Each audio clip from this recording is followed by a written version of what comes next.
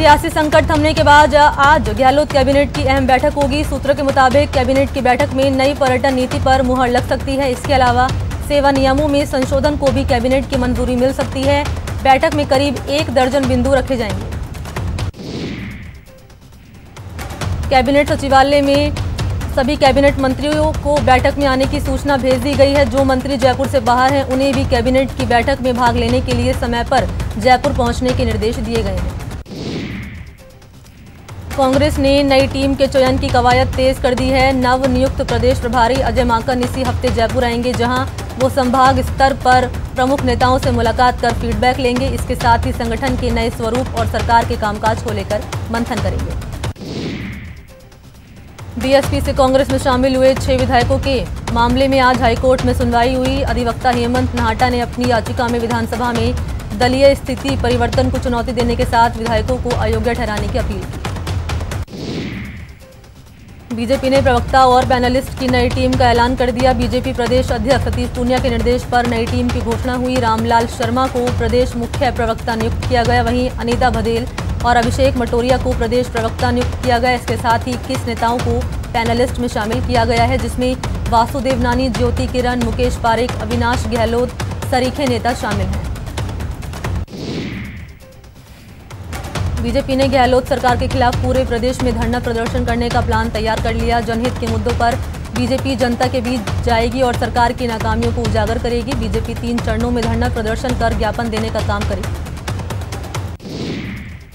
CPIM ने 11 सूत्रीय मांगों को लेकर आज सरकार के खिलाफ प्रदर्शन करेगी। देशव्यापी अभियान के तहत एसडीएम कार्यालयों का घेराव किया जाएगा।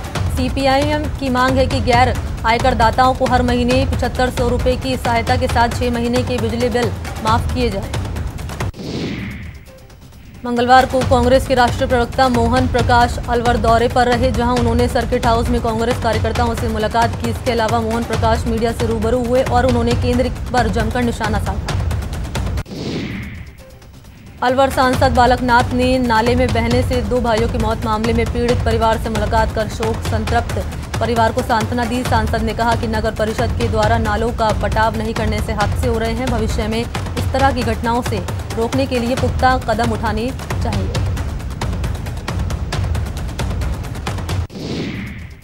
अलवर में श्रम मंत्री टीकाराम जूली ने मंगलवार को सर्किट हाउस में सोशल डिस्टेंसिंग की पालना करते हुए जनसुनवाई की। जनसुनवाई के दौरान आई 107 से ज्यादा लोगों की शिकायतों का तत्काल समाधान करने के निर्देश दिए। राज्य के खिलाड़ियों को आउट ऑफ टर्न सरकारी नौकरियां देने के लिए खेल विभाग कवायद में जुट गया है। अहम बैठक में खेल मंत्री अशोक चांदना ने विभाग के अधिकारियों के साथ बैठक बुलाकर तैयारियों को अंतिम रूप दिया। मंत्री अशोक चांदना ने कहा कि खेल रत्नों को जल्द ही सरकारी नौकरियां दी जा सकेंगी। बीकानेर के जसूसर गेट के पास अज्ञात बदमाशों ने फायरिंग से सनसनी फैला दी। फायरिंग में एक बच्चे को गोली लग गई। बड़ी वारदात को अंजाम देने के फिराक में थे आरोपी। जयपुर की कोटपुतली में एक शख्स की मौत का चौंकाने वाला खुलासा हुआ। आरोपियों ने मर्डर को एक्सीडेंट का रूप देने की पूरी कोशिश की थी, लेकिन पुलिस ने इस पूरे मामले का खुलासा करते हुए 3 आरोपियों को गिरफ्तार कर लिया। हैरत की बात यह कि एक आरोपी के मृतक की पत्नी से संबंध थे। 11 साल तक चले कोर्ट के ट्रायल के बाद पंजाब को दहलाने की साजिश रचने वाले 10 आरोपियों को बाड़मेर न्यायालय ने आजीवन कारावास की सजा सुनाई। साल 2009 में पाकिस्तान से आरडीएक्स और विस्फोटक लाकर उसे बब्बर खालसा के आतंकवादियों के जरिए पंजाब को दहलाने की साजिश रची गई थी। जयपुर शहर में बदमाशों ने डेयरी कलेक्शन एजेंट के सिर पर लोहे की रॉड से हमला कर 6.5 लाख रुपए लूट लिए। वारदात में 3 बदमाश शामिल थे। पुलिस टीमें आसपास रास्तों पर लगे सीसीटीवी फुटेज खंगाल रही है ताकि लुटेरों को चिन्हित कर जल्द गिरफ्तार किया जा सके। नकली पेट्रोल की तस्करी के खिलाफ जयपुर पुलिस कमिश्नरेट एक्शन में है। पुलिस ने नकली डीजल बनाने की फैक्ट्री का पर्दाफाश किया। कारखानों से निकले गंदे ऑयल को रिफाइन कर अवैध रूप से नकली डीजल तैयार किया जा रहा है। जानकारी के बाद पुलिस ने फैक्ट्री मालिक अर्जुन लाल यादव को गिरफ्तार किया। अजमेर पुलिस ने किशनगढ़ में नकली ऑयल फैक्ट्री का भंडाफोड़ किया। लुब्रिकेंट की आड़ में नकली डीजल बनाने की शिकायत मिलने के बाद पुलिस ने कार्रवाई को अंजाम दिया। बाड़मेर के सरहदी गांवों से पुलिस और एटीएस ने बड़ी कार्रवाई करते हुए खुफिया एजेंसी आईएसआई के संदिग्ध एजेंट को पकड़ा है। पुलिस ने मिली जानकारी के मुताबिक नकली नोट और हेरोइन तस्करी मामले की कार्रवाई के दौरान एटीएस को इस संदिग्ध के खिलाफ काफी पुख्ता सबूत मिले थे। नागौर के मेड़ता क्षेत्र के जसनगर कस्बे में मोबाइल टावर पर चढ़कर एक युवक ने हाई वोल्टेज ड्रामा खड़ा कर दिया। इस दौरान पता चला कि युवक की पत्नी कहीं चली गई और इसी बात को लेकर युवक मोबाइल टावर पर चढ़ गया। युवक के मोबाइल टावर पर चढ़ने की जानकारी मिलने पर लोग मौके पर जमा हो गए। घटना को लेकर मेड़ता सिटी थाना पुलिस को सूचना दी गई। पुलिस ने टावर पर चढ़े युवक को समझा बुझाकर टावर से उतारा और हिरासत में ले लिया। सीकर में मंगलवार को दुष्कर्म के आरोपी को 20 साल की कारावास की सजा सुनाई गई और कोर्ट ने उस पर 1 लाख का आर्थिक जुर्माना भी लगाया। इस दरिंदे ने 15 दिसंबर साल 2017 को वारदात को अंजाम दिया था और उसने नाबालिग छात्रा को हवस का शिकार बनाया था। चूरू की मानव तस्करी विरोधी यूनिट और चाइल्ड हेल्पलाइन ने राजगढ़ में ऑपरेशन आशा आदित्य के तहत कार्रवाई को अंजाम दिया और 2 बाल मजदूरों को मुक्त कराया। रेस्क्यू किए गए दोनों मासूमों को बाल कल्याण समिति के समक्ष पेश किया गया। बूंदी में हिंडोली उपखंड इलाके की शंकरपुरा कंजर बस्ती में मंगलवार को आबकारी पुलिस ने छापा मारकर 3000 लीटर वॉश को नष्ट किया और 42 लीटर अवैध हथकढ़ शराब 2 भट्टियों को जब्त किया। इस दौरान भारी जब्ते के बावजूद शराब तस्कर फरार होने में कामयाब रहे। झालावाड़ की डग पुलिस ने एक युवक को देसी रिवॉल्वर के साथ गिरफ्तार किया। युवक की पहचान गुनाई गांव निवासी रणजीत सिंह के रूप में हुई। फिलहाल पुलिस आरोपी से पूछताछ में जुटी है। कोटा के सातल खेड़ी गांव में चोरों ने एक मकान को निशाना बनाया और बदमाशों ने 2 लाख के जेवरात और 20,000 रुपए की नकदी पार कर ली। पुलिस मामला दर्ज कर जांच में जुट गई है। धौलपुर में हाउसिंग बोर्ड पुलिस चौकी की टीम ने अवैध शराब से भरे ट्रक को पकड़ा। इस ट्रक से 190 पेटी से ज्यादा अवैध देसी शराब बरामद की गई। ट्रक को जब्त कर पुलिस ने एक शराब माफिया को हिरासत में ले लिया। कोटा पद का दुरुपयोग कर अवैध साधनों द्वारा आय से ज्यादा संपत्ति अर्जित करने के मामले में सहायक प्रशासनिक अधिकारी की अग्रिम जमानत अर्जी को मंगलवार कोर्ट ने खारिज कर दिया और आरोपी को नवंबर 2018 को 3500 रुपए की रिश्वत लेते हुए गिरफ्तार किया था। नागौर में एक ही घर के 3 सदस्य की मौत हो गई है। ये सभी पांचोड़ी थाना इलाके के थे और इनकी मौत जहरीला पानी पीने से हुई। चारों को जेएलएन अस्पताल ले जाया गया जहां इलाज के दौरान इनकी मौत हो गई। इन सभी का पोस्टमार्टम करवाकर शव परिजनों को सौंप दिया गया है। चूरू के कोतवाली पुलिस ने एसिड अटैक मामले में महिला को गिरफ्तार किया। गिरफ्तार आरोपी रोशनी को पुलिस ने कोर्ट में पेश किया जहां से उसे न्यायिक हिरासत में भेज दिया गया। आपको बता दें कि एसिड अटैक की ये सनसनीखेज वारदात 14 अगस्त को हुई थी। भरतपुर पुलिस ने हत्यारे पिता को गिरफ्तार कर लिया और आरोपी पर अपने 4 साल की मासूम बेटी की हत्या करने का आरोप है। सवाई माधोपुर विशेष न्यायालय पॉक्सो ने नाबालिग से दुष्कर्म के एक मामले में सुनवाई करते हुए आरोपी को आजीवन कारावास की सजा सुनाई है। बीकानेर जसूसर गेट पर बदमाशों द्वारा गोलीकांड मामला तूल पकड़ता जा रहा है। बदमाशों की फायरिंग में एक बच्चे के सिर पर गोली लग गई जिससे उसकी हालत गंभीर बनी हुई है। सवाई माधोपुर में पॉक्सो कोर्ट ने नाबालिग का अपहरण कर दुष्कर्म करने के एक मामले में सुनवाई की और दोषी को 10 साल की कैद की सजा सुनाई और 80,000 का जुर्माना भी लगाया। अलवर में थाना गाजी इलाके के रायपुरा गांव में बुजुर्ग महिला पर पैंथर ने हमला कर दिया। चिल्लाने पर ग्रामीणों ने इस महिला को बचाया और उसे निजी अस्पताल में भर्ती करा दिया। सवाई माधोपुर के बौली थाना क्षेत्र के जस्टाना गांव के समीप एक आश्रम पर एक संत से मारपीट कर रुपए छीनने का मामला सामने आया। घटना में संत को भी चोट आई। भरतपुर पुलिस ने झगड़े के मामले में फरार चल रहे 2 लोगों को गिरफ्तार किया। पुलिस ने गांव भयाडी में दबिश देकर सौराव और अलीशेर गांव भयाडी को 5 महीने पुराने झगड़े के मामले में गिरफ्तार किया। कोटा में राकेश नाम के एक युवक ने फांसी लगाकर आत्महत्या कर ली। मृतक के पास से एक सुसाइड नोट भी मिला है। सुसाइड नोट में राकेश नाम के एक युवक पर प्रताड़ित करने और उधारी के दिए हुए करीब 9 लाख रुपए वापस नहीं लौटाने की बात लिखी गई जिससे चलते वो सदमे में था। राजधानी के सांगानेर इलाके में युवक पर फायरिंग कर दहशत फैलाने वाला आरोपी पुलिस के हत्थे चढ़ गया। पुलिस ने आरोपी कन्हैया लाल को गिरफ्तार किया। पुलिस ने मामले में 7 आरोपियों को पहले ही गिरफ्तार कर लिया था। जयपुर को मादक पदार्थों से मुक्त करने के लिए पुलिस कमिश्नरेट का ऑपरेशन क्लीन स्वीप जारी है। पुलिस ने मादक पदार्थों के खिलाफ कार्रवाई को अंजाम देकर 10 किलोग्राम गांजे के साथ एक तस्कर को गिरफ्तार किया।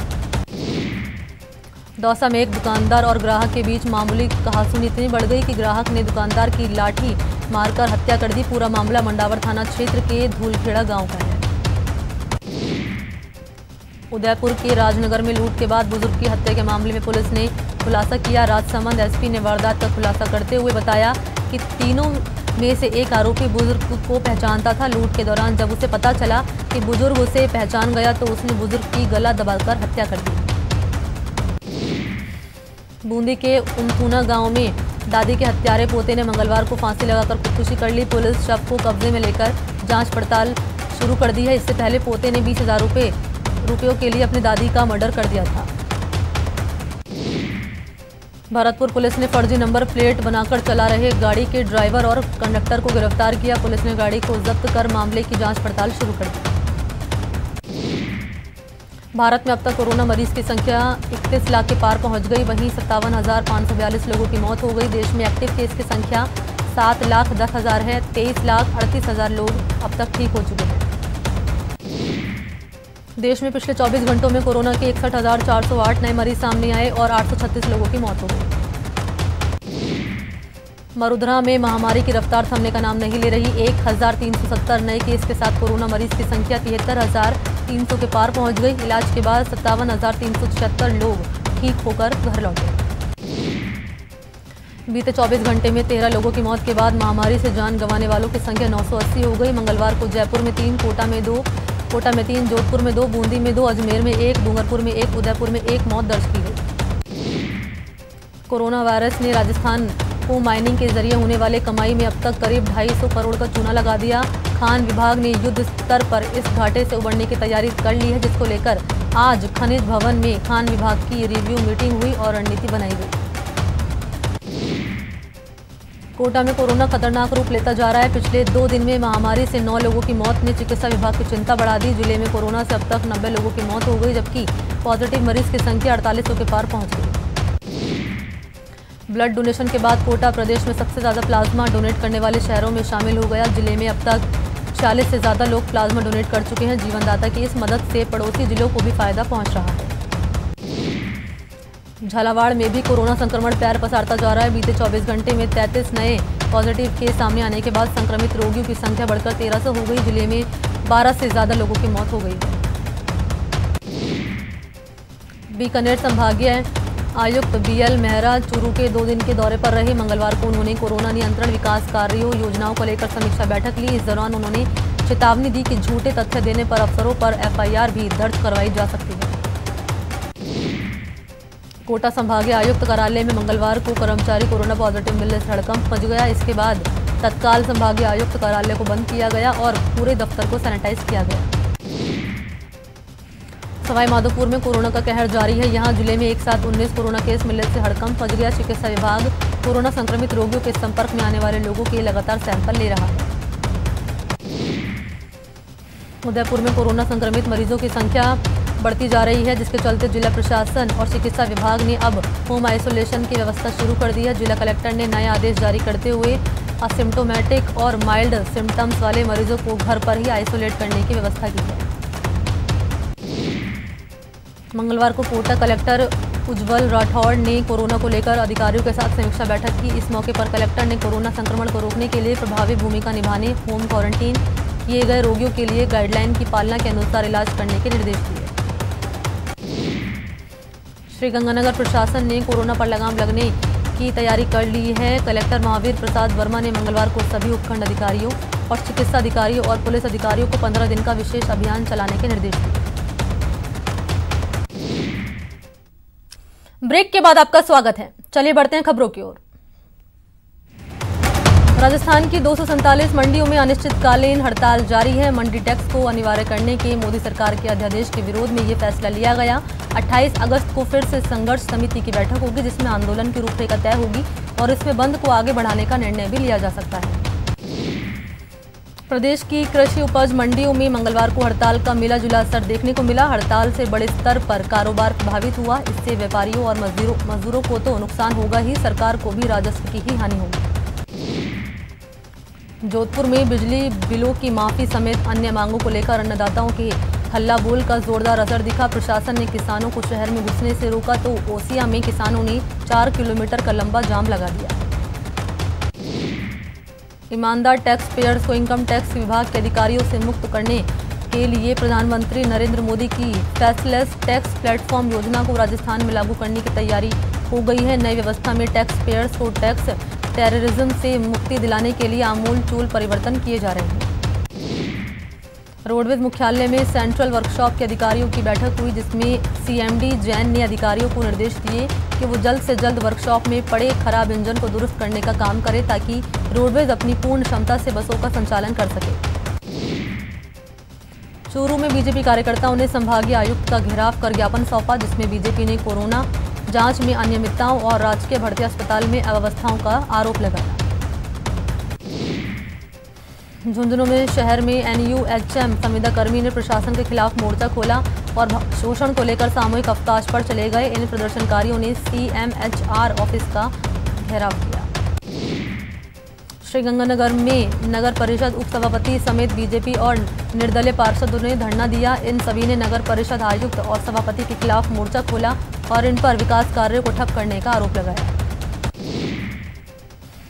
कोटा में आरोप पत्र पेश नहीं करने पर करोड़ों रुपए की चरस तस्करी के मामले में 2 आरोपियों को जमानत का लाभ मिल गया। कोर्ट ने इस मामले को गंभीर मानते हुए डीजीपी को 3 थानाधिकारियों के खिलाफ अनुशासनात्मक कार्रवाई करने और नतीजे से अवगत करवाने के निर्देश दिए।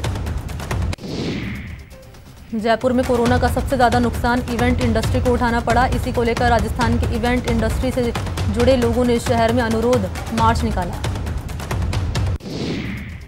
धौलपुर और बाड़ी उपखंड के बार एसोसिएशन के वकीलों ने जिला कलेक्टर को ज्ञापन सौंपकर मृतक परिवार को मुआवजा देने की मांग की। आपको बता दें कि आर्थिक तंगी के चलते वकील ने आत्महत्या की थी।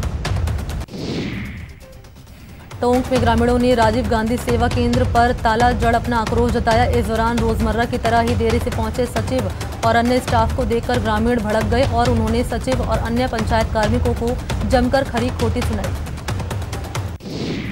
धौलपुर के अभिभाषक संघ के वकीलों ने 21 अगस्त 2020 को आर्थिक तंगी से परेशान होकर सीएम को ज्ञापन सौंपा। बीकानेर विद्युत उपभोक्ता संघर्ष समिति के बैनर तले लोगों ने कलेक्ट्रेट में प्रदर्शन किया। बड़े बिजली बिलों के खिलाफ विरोध दर्ज किया।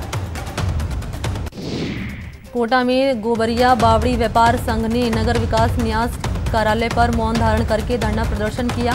व्यापार संघ ने नगर विकास न्यास पर विकास के नाम पर व्यापारियों की दुकानें हटाने और तोड़ने की कार्रवाई का विरोध किया। ग्रामीणों ने टोंक नैनवा स्टेट हाईवे को जाम कर विरोध प्रदर्शन किया। विरोध की वजह से स्कूल के प्लेग्राउंड पर अतिक्रमण बना, जिसको हटाने को लेकर कोर्ट ने आदेश दिया था, लेकिन राजस्व विभाग ने वहां से अतिक्रमण नहीं हटाया, जिससे ग्रामीणों में आक्रोश है। कोटा में भारतीय किसान संघ की ओर से कोटा संभागीय आयुक्त कार्यालय पर अर्धनग्न प्रदर्शन किया। संघ के कार्यकर्ताओं ने राज्य सरकार को चेतावनी देते हुए आगामी दिनों में ग्राम से संग्राम आंदोलन की बात कही। गांव को बंद रखने के लिए भी कहा। भारतीय किसान संघ की ओर से जोधपुर डिस्कॉम के बाहर महापड़ाव शुरू हो गया। प्रदेश के तहसील मुख्यालय पर किसान पिछले 20 दिनों से धरने पर बैठे थे। किसान डिस्कॉम से 65 करोड़ रुपए रोके गए अनुदान को देने की मांग कर रहे हैं। थर्मल कर्मचारी संघ इंटक ने बिजली कंपनियों के 4000 कर्मचारियों को जीपीएफ पेंशन का अंतिम विकल्प खोलने की मांग उठाई। संघ के महामंत्री ने बताया कि जीपीएफ पेंशन का अंतिम विकल्प खोलने से सरकार पर सिर्फ 99 करोड़ प्रति महीने का भार आएगा। करौली के कसेड़ गांव में मंगलवार को सृजन संस्था की ओर से कृषि संगोष्ठी का आयोजन किया गया, जिसमें किसानों को उद्यानिकी विभाग से संबंधित योजनाओं की जानकारी दी गई। करौली में तंबाकू नियंत्रण को लेकर कार्यशाला आयोजित की गई। इस कार्यशाला में राजस्व एवं कृषि विभाग के अधिकारियों और कर्मचारियों ने नशा नहीं करने का संकल्प लिया। सीकर के धोद विधायक परसराम मोरदिया के खिलाफ अभद्र टिप्पणी करने के मामले पर मंगलवार को ग्रामीणों ने पुलिस अधीक्षक गगनदीप सिंगला को ज्ञापन सौंपा। इन गांव वालों ने विधायक परसराम मोरदिया के खिलाफ कार्रवाई करने की मांग की। सीकर शहर के व्यापारियों ने मंगलवार को बाजार बंद करके अपना विरोध जताया। इन व्यापारियों ने अतिरिक्त जिला कलेक्टर जयप्रकाश को ज्ञापन सौंपा और जाट बाजार स्टेशन रोड शून्य मोबिलिटी घोषित करने की मांग की। झुंझुनू कलेक्टर यूडी खान मंगलवार को चुड़ावा कस्बे के दौरे पर रहे। इस दौरान उन्होंने पीडब्ल्यूडी अतिथि भवन में चल रहे इंदिरा रसोई का जायजा लिया और व्यवस्थाओं को लेकर ईओ की पीठ थपथपाई। कोटा शहर में लगातार बढ़ रही चोरी की वारदातों पर अंकुश लगाने की मांग को लेकर मंगलवार को बीजेपी कार्यकर्ताओं ने शहर एसपी को ज्ञापन सौंपा, जिसमें रात का गश्त बढ़ाने और चोरी के मामले के आरोपियों की धरपकड़ की मांग की गई। कोटा में संविदा आयुष चिकित्सकों ने मंगलवार को भी कार्य बहिष्कार किया और अपनी 2 सूत्रीय मांगों को लेकर कलेक्टर को ज्ञापन सौंपा, जिसमें आयुष चिकित्सकों के साथ हो रहे भेदभाव मिटाने और समस्याओं के समाधान की मांग की गई। भारतीय जनता युवा मोर्चा के कार्यकर्ता मंगलवार को दौसा कलेक्ट्रेट पहुंचे और युवा मोर्चा के जिलाध्यक्ष विक्रम सिंह डोई के नेतृत्व में कलेक्टर पीयूष सामरिया को ज्ञापन सौंपा। इस दौरान उन्होंने बेरोजगार को दिए जाने वाले भत्ते की पेंडेसी खत्म करने की मांग रखी। अलवर शहर के ऐतिहासिक घंटाघर का जीर्णोद्धार किया गया और 1 दशक से खराब पड़ी गाड़ियों को बदला गया। ये घड़ियां जीपीएस से संचालित हो रही हैं। इसका उद्घाटन मंगलवार को अलवर सांसद महंत बालकनाथ और विधायक संजय शर्मा ने किया। पुष्कर के ब्रह्मा मंदिर में चल रहे विकास कार्यों को लेकर संभागीय आयुक्त आरुषि मलिक और कलेक्टर प्रकाश राज पुरोहित ने अहम बैठक की, जिसमें मंदिर में चल रहे विकास कार्यों को जल्द पूरा करने का मंथन हुआ। भरतपुर के डीग में बढ़ते कोरोना संक्रमण पर लगाम लगाने के उद्देश्य से प्रशासन ने जागरूकता अभियान चलाया और लोगों को कोरोना संक्रमण से बचाव को लेकर जानकारी दी। अजमेर शहर में आवारा जानवरों का आतंक है, जिसका खामियाजा आम जनता को उठाना पड़ रहा है। मंगलवार को इसको लेकर दुकानदारों ने नगर निगम के खिलाफ मोर्चा खोला। लोगों ने इस मामले को लेकर कलेक्टर से गुहार लगाई और आवारा जानवरों को कांजी हाउस में बंद करने की मांग की। बैराज डैम के कैचमेंट इलाके में बरसाती पानी की आवक शुरू हो गई। ऐसे में अब डैम का गेट खोलकर 1287 क्यूसेक पानी की निकासी की जा रही है। पानी को चंबल नदी में छोड़ा जा रहा है। वहीं गांधी सागर डैम का 1304.36 फीट का जलस्तर हो गया है। गांधी सागर बांध का जलस्तर बढ़ने के बाद से कोटा जल संसाधन विभाग अलर्ट मोड पर है। उदयपुर की प्रसिद्ध फतेह सागर झील में पानी की आवक तेज होने से अब इसका रूप भी निखरने लगा है। झील का खेली पेटा अब भर चुका है, तो वहीं जलस्तर भी 7 फीट के करीब पहुंच चुका है। पिछोला झील का पानी अब तेज गति से फतेह सागर में समाहित हो रहा है और झील की खूबसूरती भी अब दिखने लगी है। झील को देखने के लिए शहरवासी पहुंच रहे हैं और सुहाने मौसम का लुत्फ उठा रहे हैं। करौली के कोटा बैराज बांध से की गई जल निकासी के बाद मंडरायल करणपुर इलाके में चंबल नदी का जलस्तर बढ़ा है, जिसके बाद करीब 1 दर्जन गांव का संपर्क टूटने की आशंका है। साथ ही कुछ गांवों के लोगों ने सुरक्षित स्थानों पर शरण ली। मल्हापुरा और गोटा गांव के लोग अपना सामान लेकर ऊंचे स्थानों पर चले गए। कलेक्टर सिद्धार्थ सिहाग ने भी अलर्ट जारी किया हुआ है। सुशांत मौत मामले में अब शक की सुई ड्रग्स माफिया की ओर की जा रही है। ईडी ने रिया से जुड़े कुछ व्हाट्सएप चैट सीबीआई और नारकोटिक्स को सौंपे हैं। इस केस की जांच में अब नारकोटिक्स भी शामिल हो सकती है। वहीं सुशांत केस में मुख्य आरोपी के तौर पर नामित रिया चक्रवर्ती की गिरफ्तारी की आशंका बढ़ती जा रही है। सुशांत के पिता के वकील ने दावा किया कि अगर रिया सीबीआई के सवालों का सही से जवाब नहीं देगी तो उसकी गिरफ्तारी तय है। सुशांत की साइकोलॉजिकल ऑटोप्सी और विसेरा रिपोर्ट्स का अध्ययन करने के लिए 4 डॉक्टरों की टीम का गठन किया गया। डॉक्टरों की टीम शुक्रवार को अपनी रिपोर्ट देगी। सीबीआई टीम सुशांत के डॉक्टर और अन्य 3 साइकोलॉजिस्ट से पूछताछ कर सकती है। सीबीआई डॉक्टरों से पूछताछ कर ये पता करने की कोशिश कर रही है कि सुशांत को क्या दिक्कत थी और उन्हें क्या दवाएं दी जा रही थी।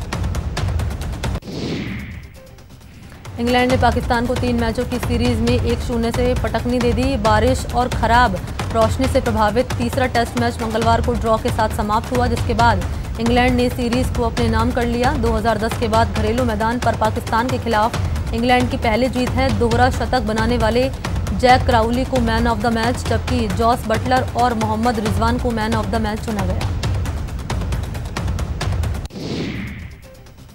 इंग्लैंड के अनुभवी तेज गेंदबाज जेम्स एंडरसन 600 विकेट लेने वाले दुनिया के पहले गेंदबाज बन गए हैं। उनसे पहले मुथैया, मुरलीधरन, शेन वॉर्न और अनिल कुंबले ही इस मुकाम पर पहुंचे हैं, लेकिन ये तीनों स्पिनर हैं। लियोनेल मेसी को 2 दशक बाद स्पेनिश क्लब बार्सिलोना छोड़ना चाहते हैं। क्लब ने मंगलवार को द एसोसिएटेड प्रेस को इसकी पुष्टि की। मेसी के इंग्लिश क्लब मैनचेस्टर सिटी या फ्रेंच क्लब पीएसजी से जुड़ने की खबरें हैं। फ्यूचर ग्रुप ने आईपीएल एसोसिएट सेंट्रल स्पॉन्सरशिप से अपने हाथ पीछे खींच लिए। बताया जाता है कि फ्यूचर ग्रुप के पीछे हटने का कारण स्पॉन्सरशिप के लिए अधिक कीमत चुकाना है। सिक्किम के नामची में भारतीय फुटबॉल टीम के पूर्व कप्तान बाईचुंग भूटिया के नाम पर स्टेडियम का नाम रखा जाएगा। ये स्टेडियम भूटिया के जन्मस्थल दक्षिणी सिक्किम के तिनकीतम जिले से 25 किलोमीटर दूर है। भारत में अब तक ये पहला स्टेडियम होगा जिसका नाम किसी फुटबॉलर के नाम पर होगा। इसी के साथ इस बुलेटिन में इतना ही। नमस्कार।